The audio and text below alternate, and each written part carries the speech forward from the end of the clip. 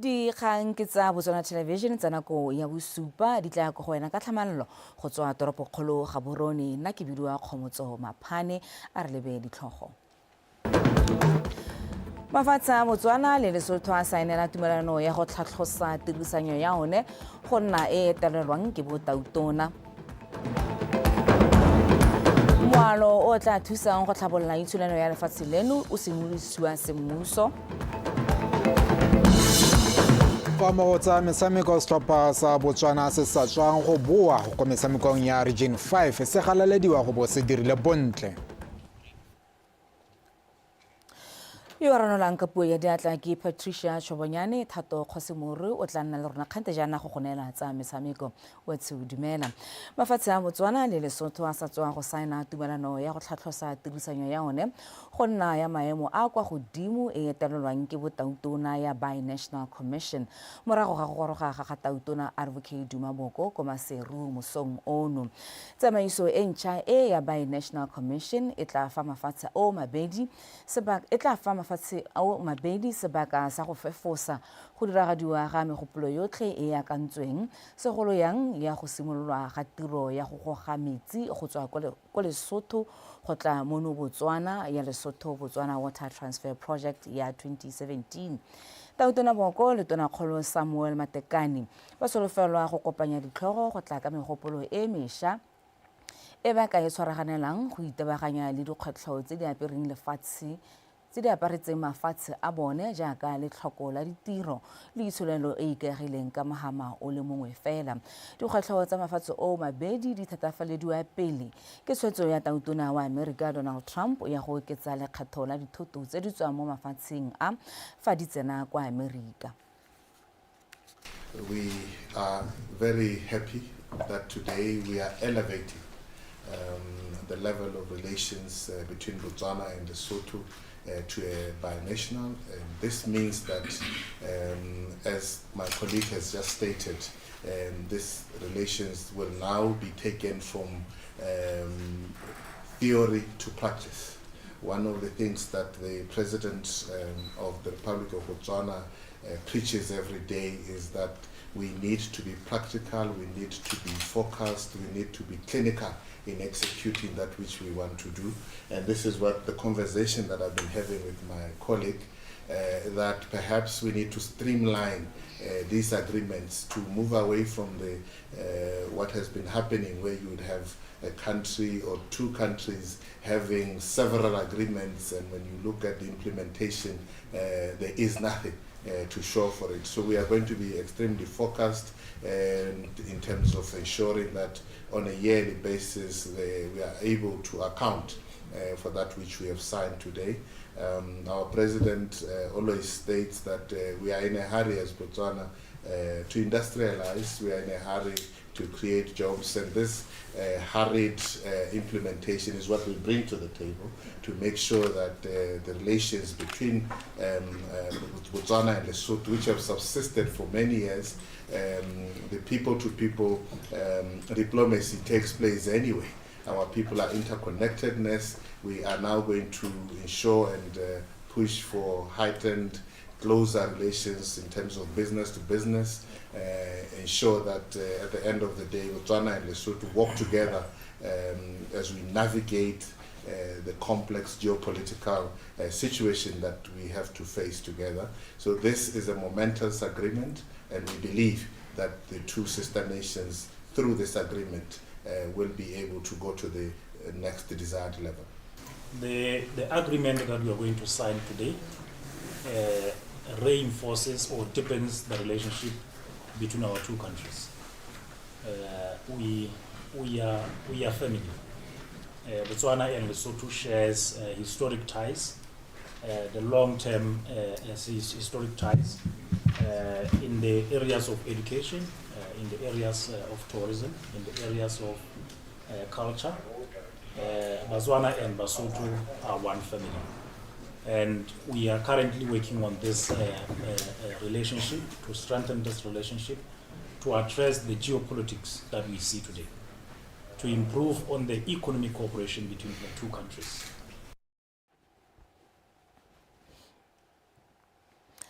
President Lefo puso e phaketse ro tse moalo o tla thusang go tlhabolola itsholelo ya lefatshe leno ka lenaneo la economic transformation le le ka fa tlase ga lephata la madi.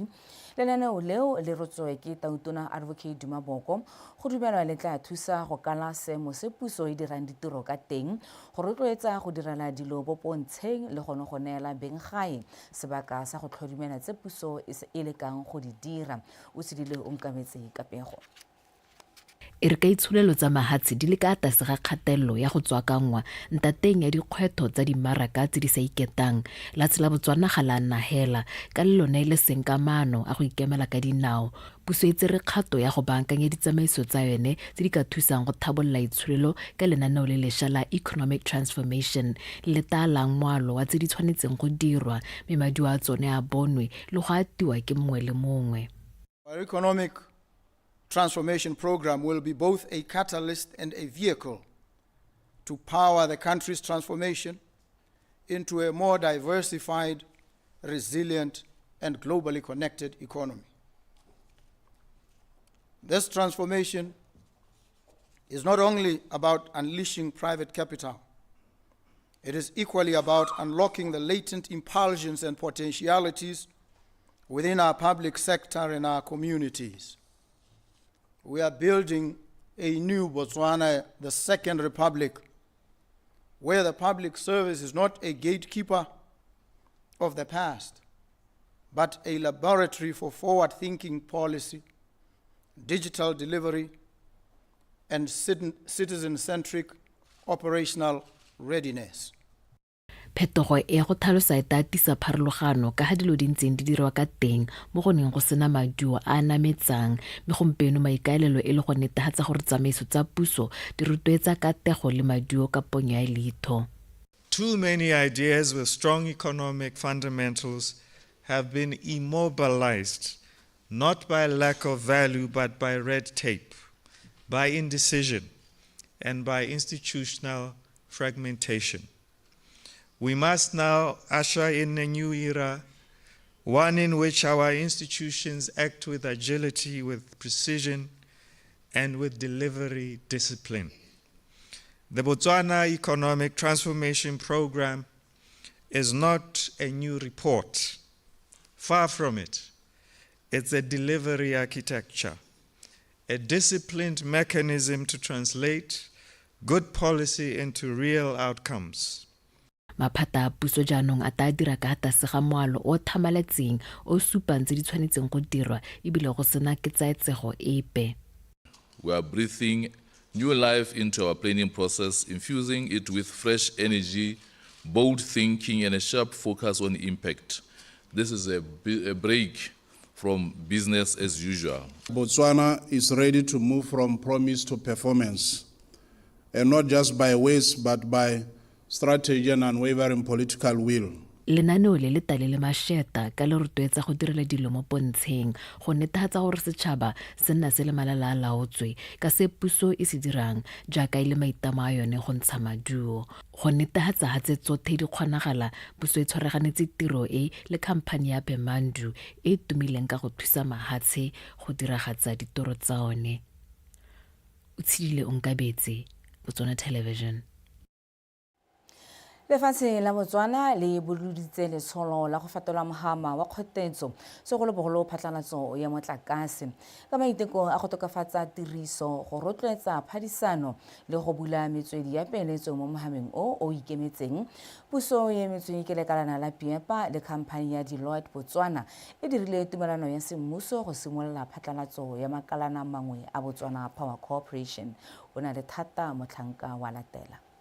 Se ya boele tshimolodiso ya nngwe ya dikgato tse di botlhokwa tse puso ya lehatshe leno e di tsereng go tokafatsa tsamaiso ya mogama wa motlakase.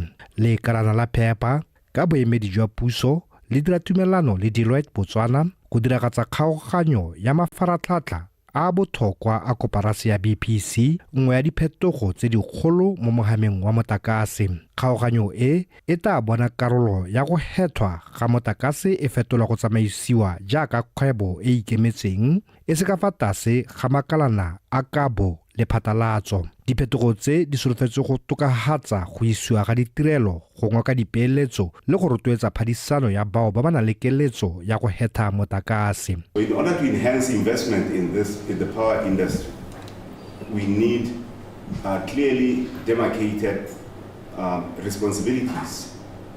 Hence this Re dira se go tlisa peeletso mo mohameng wa motlakase, mme se se supa kgolo ya mohama le rona re le lehatshe. Both within the country and in terms of the power sector itself and the dynamics within the power sector. Deloitte Botswana yone e tla tswelela e fa bogakolodi mo dikarolong tsotlhe tsa molao tsa madi le botsipa go fitlhela diphetogo di diragadiwa sente. Company eo e buile gore e ikaela go tshwaraganya maitemogelo a go dira ditiro di tshwana e kwa mahatsheng a sele go thusa lehatshe leno go thabolla itsholelo ya lone. And we will ensure and commit to you, our client, that we deliver a successful project that meets the objectives not only of the project stakeholders and sponsors, but also Botswana at large. Re netefatsa gore tiro e ya atega re e dira ka le batang ka teng mme re beile go isa Botswana pele le gore go godisa isolelo. But also to the broader private sector in terms of their participation going forward. At Deloitte, we bring with us a large team of experts to handle such complex, large transactions as these. Ka jaanong phatlalatso e tswelela pele, Botswana e rurihatsa sente maitama a yone a go fetola mekgwa ya maloba ya ditsamaiso le go tsibogela diphetogo tse di ka nnotshang mohama wa motlakase mo lehatsheng leno di theetswe mo go dirileng setšhaba mo pontsheng le go tswakanya itsholelo.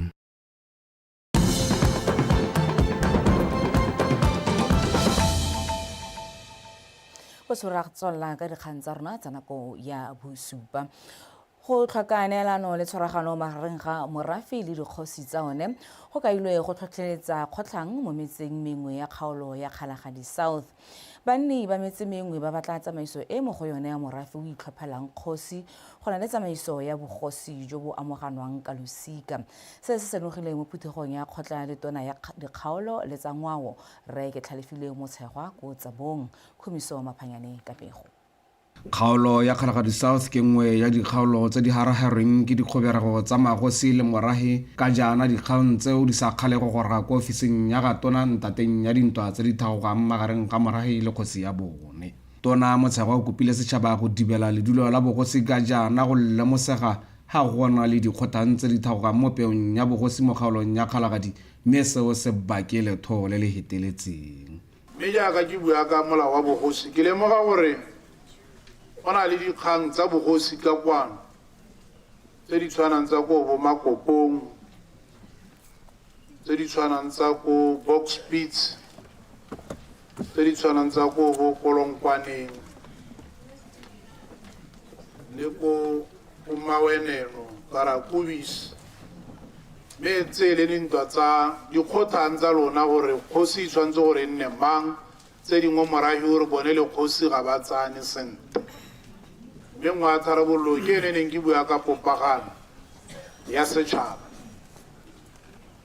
gore re se ka ra itlwetsa go atolosa le go tsholetsa dikgothang. Rona re batla go papamala re tlhalose gore ko ntlong ya bogosi le ene motho go teng ke senior member of the tribe re bua ka borangwana a bogosi le borakgadi a bogosi ba ba tshwanetseng ba ba maleba ba ba rerang bogosi. E seng ditlogolo, e seng baagisanyi, e seng bagwe, e seng bomang le bosemamma. Jaanong ga o bona o ba bogosi bo neela mogwe go ra le yana o abile boleng jwa gago. Jaanong re tshwanela ke go papamala gore re tlhatswe bogosi gore bogosi go dibelwe seriti sa bone ka go tlhalosa gore ke bomang ba ba na le tshwanelo le tshiamelo ya go rera bogosi. Bangwe ba na le seabe mo phuthegong eo go tsweng mo metseng e harologaneng le bone ba ntsha magatha a bone ka dikgang tsa bogosi. Kgoberego ya bogosi ke dumana le ba ba reng madi ka gore bogologolo magosi a na tlhokomelwa ke beng ba one e leng morafe. Kgang ya madi le di-VDC ya dithuba ke lala ke banosa bojalwa bosigo ba tsoga ba tla go ntlhopa jaanong le mo bogosing go ntse jalo ga nka nna le ba le mmalwa ke na le sephatšhe sa go banosa ke tseng kgota ya ditshwanelo kana constitutional court ka matshwenyego a mantsi mo bathong mo moraeng ke ya ditshwanelo go raya gore e tabele yone kgota e ko godimo ga dikgota tsotlhe e le ya godimo le ga court of appeal mme ba ba ntseng ba tshwenyega ka ditshwanelo go raya gore go tabe go na le kgota e leng gore ya ditsheko thotho e lebagane le ditshwanelo go tsibogela dikgotlang tseo ke ba lephata la ga tona go supile ha e le dikgang tse di tshwanetseng go tsewa ka matsetseleko ka jaana di ka heletsa di kgaogantse merahi Kumiso Maphanyane Botswana Television tsa bong. Tona wa lephata la banana le bong mme Lesego Chombo o ka fa kgokgontsho ya bana e le nngwe ya tse di tlhotlheletsang kgokgontsho ya bong e tshwentseng mo lefatsheng leno. Fa bua ko moletlong wa tshimolodiso ya pego ya bong kana Gender Assessment Report ke ba Wellbeck Group ka la bobedi mo Gaborone. Chombo o ne a gatella botlhokwa ja go remelela thata mo go tokafatseng kgodiso ya bana go fetsa kgokgontsho mo lefatsheng. Go rata Moranyane ka dintlha. Le fa lefatshe leno le dirile maiteko a bonalang mo go tlhabololeng melao le ditsamaiso tsa tekatekano ya bong jaaka go abela basetsana mesangwana kgotsa sanitary pads le gone go fa bana ba ba sa tswang go tsholwa madi a itshetso, dikgwetlho tsone di santse di le teng jaaka kgokgontsho ya bong le letlhoko la bomme mo ditirong tse gantsi di itsiweng e le tsa borre gareng ga tse dingwe. Tona a re go fetsa le go lwantsha kgokgontsho ya bong la ntlha bana ba basimane ba tshwanetse go sirelediwa ba rutiwe ka botho le tekatekano ba sa le bannye. Now quite often when we speak of gender-based violence and how we have higher cases for women compared to men, we also ought to realize that when it comes to violence against children, it's the other way around. Male children face more abuse than female children. And the chairperson of the National Gender Commission is always advocating for us to not just speak of gender-based violence, but to also speak of violence against children. And when you look at these statistics, you see how that violence that male children face, that young boys face, when they grow up, the script is flipped, and now they are the ones who, based on the statistics, are perpetrators compared to their female counterparts, often entering the labor force, but a good number of them stay or remain stuck in low-wage or informal jobs, and usually their businesses are underfinanced and their potential is truly unrealized. And these are the realities of the Botswana that we live in. Fa gatelela mafoko a ga tona, mokwaledi wa lephata leo a re tekatekano ya bong ga se go supa setho fela mme go botlhokwa mo kgolong ya itsholelo. O supile fa mafatshe a beileng tekatekano ya bong ko pele a bona kgolo le pharologanyo mo bodireding ka thotloetso ya bomme le basetsana e godisa itsholelo. As the ministry responsible for youth and gender affairs, we are aware that achieving gender equality is not only a moral imperative, it's an economic necessity. Evidence from across the world confirms that societies that prioritize gender equality tend to enjoy stronger economic growth, improved health, and education outcomes that are desirable, as well as social cohesion. Gender equality is smart economics, and closing gender gaps has direct and measurable impacts on national growth, productivity, and well-being of families and communities. And despite significant progress, gender inequalities persist and are holding back progress in many countries, including even in this country. Pego ya Gender Assessment Report e ka ya fa puso e itlamile go tlhabolola melao le ditsamaiso tsa tekatekano ya bong mo lefatsheng leno le go tlama lefatshe la Botswana go nna le le tlotlang tekatekano ya bong. Go rata Moranyane, BTV News, Gaborone. Tona wa lephata la botsogo Dr. Stephen Modise a re dikgaolo dingwe mo lefatsheng le di itemogela dipalo tse di golelang pele tsa bana ba ba tlhaelang dikotla. A re kgaolo tseo di akaretsa ya gantsi ka 10%, ya kgalagadi ka 9.3% le ya mabutsane e mo go 7.8%. Ke ka moo mpho ya dijo go tswa kwa lefatsheng la Japan e tla ka nako e maleba go thusa go rarabolola kgwetlho e go bone one sehedi ka dintlha.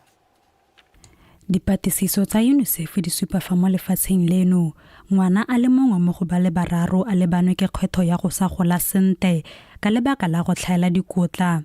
Lentswa puso e tlhomile mananeo a go jesa bana ka maikaelelo a go ritibatsa seemo seo. Fa godimo ga mo lehatshe leno go bolalwa ha le itemogela 13.1% ya bana ba ba tsholwang ba bopama. Ka jalo dijo tsa bana di tla ka nako e maleba go thusa go tsibogela tlhaelo ya dikota e aparetseng lehatshe leno.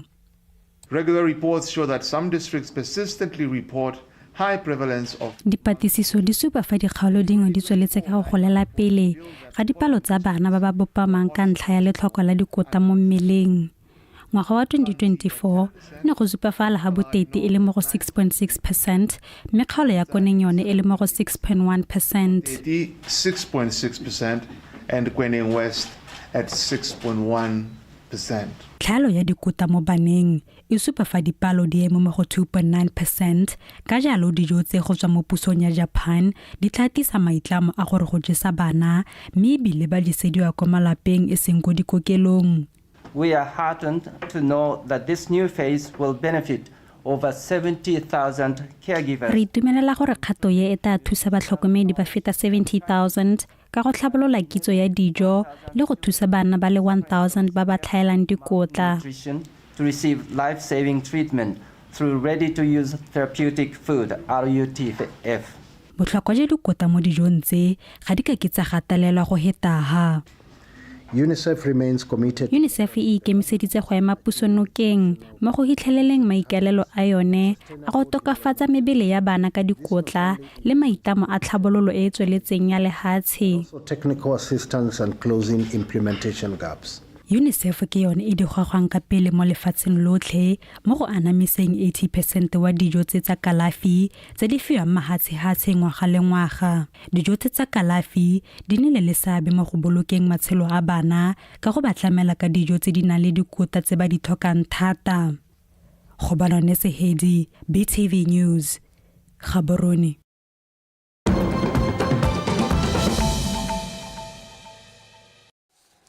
Mo go tsa mafatshe a sele mmele wa tautona wa pele ya Nigeria Muhammadu Buhari o tletse go gorogile go tswa kwa lefatsheng la UK kwa tlhokafaletseng teng ka letsatsi la tshipi. Buhari o tla hitlhiwa kwa legaeng la gabo la Duara gompieno go tsamaelana le ditaelo tsa tumelo ya gagwe ya semoseleme. Go ya ka lekalana la dikgang la AFP, tshireletso ke e gagametseng kwa legaeng la gabo jaaka go ipaakanyetswa go hitlhwa mo ebileng bangwe ba lesika ba kganetsweng go tsena kwa lefelong la phitlho. Buhari o tlhokafala a le dingwaga di le 82 a sena go busa Nigeria la ntlha e le ka sesole le la bobedi jaanong a tlhophilwe. Mo go tse dingwe morago ga dikgwedi tsa maiteko a go fedisa ntwa ya mafatshe a Russia le Ukraine, tautona wa America Donald Trump a re o tla oketsa lekgetho la dithoto la Russia le go romela dibetsa kwa Ukraine go le thusa go lwantsha la Russia. Ditshwetso tsa tautona Trump ke mangwe a maiteko a tsweletseng a neng a itlama go a dira go fedisa ntwa eo fa a tsena mo pusong. Bošeng jaana tautona Trump o ntse a supa fa le kgatlhanong le tautona wa Russia Vladimir Putin le fa ntswa ko ntlheng a na supa tautona wa Ukraine Volodymyr Zelensky ka monwana a re gana kgatlhego ya go batla ditsela tsa go fedisa ntwa eo. Trump a re o tla isa kwa godimo lekgetho kgatlhanong le Russia fa go sa nne le tumalano ya peo marumo fatshe mo malatsing a 50. Thato go se more we mesentle ka tsa metshameko.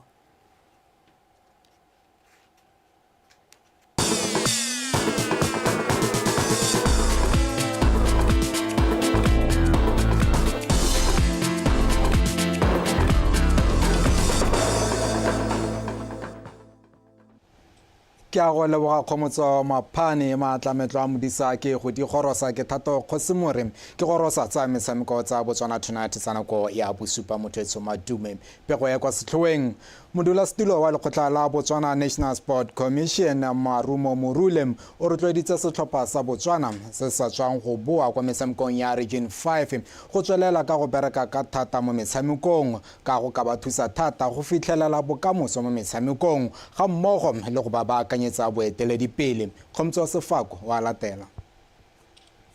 Lefatshe la Botswana le ne le rometse setlhopha sa batshameki ba le 122 se se neng se gaisana mo dikgaisano tsa Region 5 tse di simolotseng kgwedi eno e tholagane.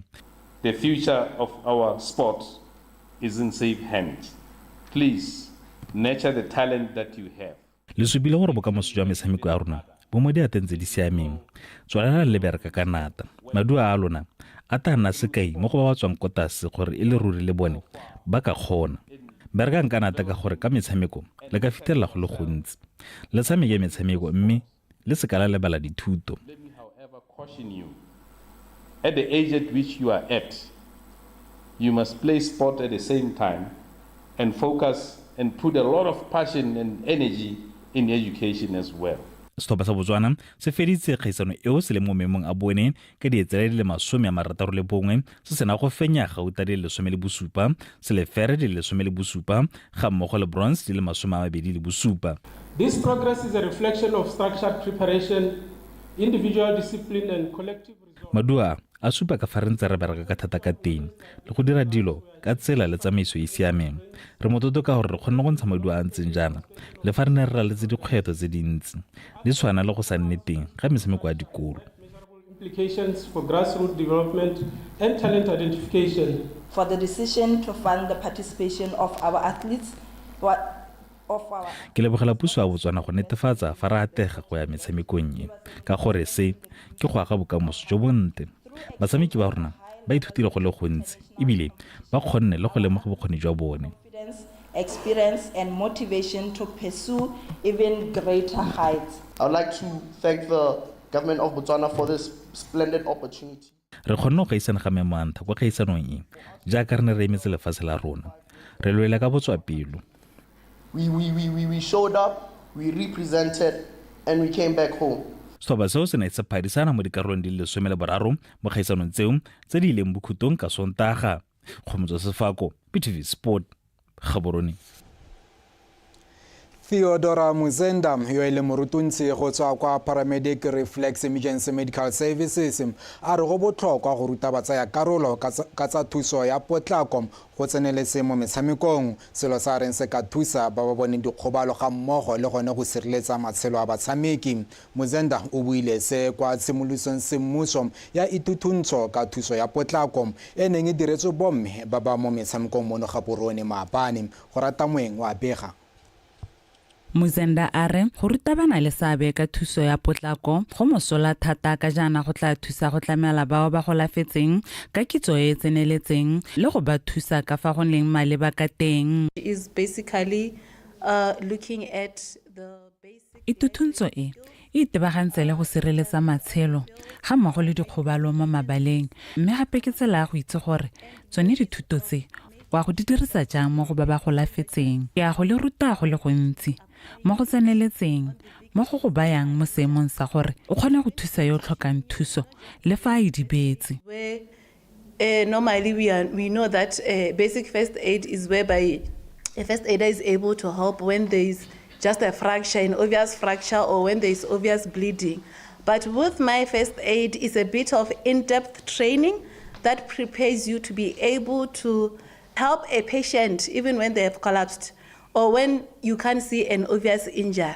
Golwane wa tsa botegeniki kwa lekgotleng la Botswana Football Association kaelo a re thuso ya potlako e botlhokwa thata mo metshamekong a supa fa go nna teng ga batho ba thuso ya potlako mo metshamekong ya kgwele ya dinao le mo ikatisong go dira gore batshameki ba gololesege le go dira gore metshameko e lebega e le ya boleng jo bo rileng. It is even beyond or important.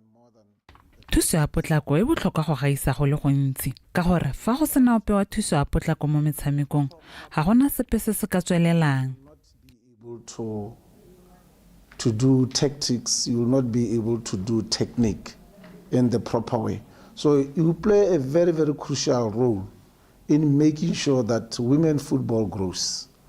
Mogolwane wa tsa pereko kwa Botswana Football Association ka go Mosenyi ene wa kgoletse baithutuntsho go ba ba tseneletse ithutuntsho e a re ke sekao sa maikemisetso a bone a go thusa go godisa kgwele ya dinao ya bomme. It's more than just a training. It is an investment in the Tutuntsho e ga se tutuntsho fela mme ke tsela ya go godisa batho bao ba nang le seabe mo metshamekong ka gore le mo metsotsong ya dikgobalo batho ba thuso a potlako ke bone ba ba tlhokagalang. Mme re a leboga gore le ba le kgonne go tsenelela itutuntsho e. Creating a safer sporting environment for all. Itutuntsho eo ya malatsi mararo ya bomme ba ba mo metshamekong e ne e tshegetswa le kgetho la bobedi mme tla wela kgwedi eno e le 23 go rata moempi TV Sport Gaborone. Kwa bokhutlong re lebatsa kgwele ya dinao setlhopha sa setšhaba sa kgwele ya dinao sa bomme the Mets se reteletswe ke go fetela kwa legatong la di-quarter finale morago ga gore setlhopha sa Ghana se garaswanye sa Tanzania ka dino tse 4-1 bosigo jwa maabane. Lentswa basetsana ba mokatisi Malete ba lekile ka bojotlhe go iponela phatla morago ga phenyo ya nnotse 2-1 kgatlhanong le sa Tunisia ka Sontaga. Seo ga sa ba tswela maduo jaaka ba iphitlhela ba boela gae ba sena go tshameka ka gotlhe mo kgaisanyo ya monongwaga. Basireletsi ba sejana banyana ba South Africa ba letse ba garetse kgaisanyo ya di-group stage ka phenyo ya nnotse 4-0 la Mali go fetsa bana le dintlha di le 7 mo setlhotshwaneng sa Group C. Pego eo re tlisa jalo kwa bokhutlong jwa dikgang tsa metshameko tsa Botswana Tonight tsa nako ya bosupa mme pele fa re kgaogana a re ikgate motlhala re lebetsene le didigoga kwa pele. Mafatshe a Botswana le Lesotho a saena tumalano ya go tlhatlhosa tirisanyo ya one go nna e etelelwang ke botautona. Moalo o tla thusang go tlhabolola itsholelo ya lefatshe leno o simolosiwa semmuso. Fa mo go tsa metshameko setlhopha sa Botswana se se sa tswang go boa kwa metshamekong ya Region 5 se galaleditswe go bo se dirile bontle. Tuela jalo dikgang tsa rona tsa nako ya bosupa yo neng a ranola ka puo ya diatla ke Patricia Chobonyane thato Kgosimore o na re neela tsa metshameko go latela tsa Topolwapi.